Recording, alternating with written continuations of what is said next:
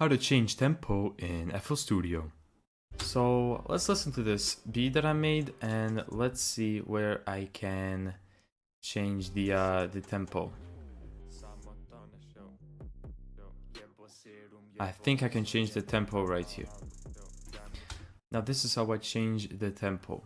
I want to have everything that's important to the project file itself. I want all of those important things to have at the top. But as you can see at the top tracks, I don't really have any space. So I usually just select the entire beat and drag it down about 3 steps. Now what I usually have in these top tracks is automation that control a plugin in, for example, the master channel, and most importantly the BPM. So how do you change BPM? Let's say, for example, that I want to change the BPM right here, for example. I want it to be slower. So what I'm gonna do is I'm gonna select these parts right here, and then I'm gonna press this icon right here. Now whatever we tweak, whatever control we tweak, whatever change we make, we can make an automation if we have this clicked. So what I'm gonna do is I'm gonna copy this value, which is the original BPM, and then I'm gonna change it into a BPM that I want. So let's say 120. Now once I've done 120, I can right click this little icon that we clicked and then create automation clips. Now what you want to do is paste this value right here. Now let's zoom in a bit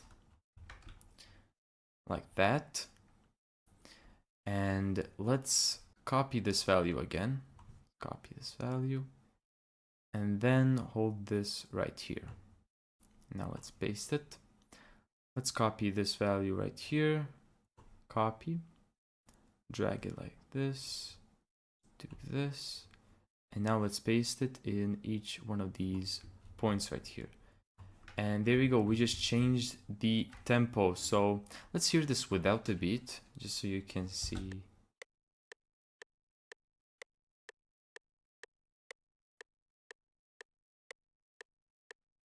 And there you go, we've changed the tempo. I should actually just go a bit further down because this is a tutorial. I want you guys to hear this clearly.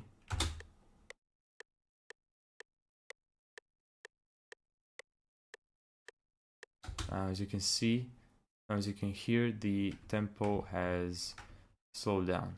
But now let's hear the beat.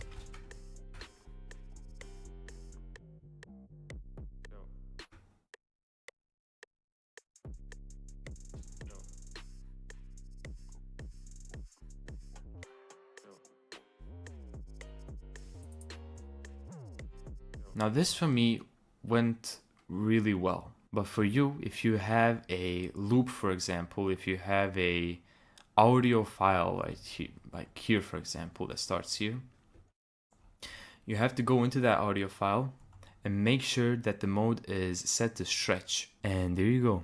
Thank you so much for watching this video. If you found this tutorial helpful, make sure to give it a thumbs up and subscribe. And as always, see you in the next video.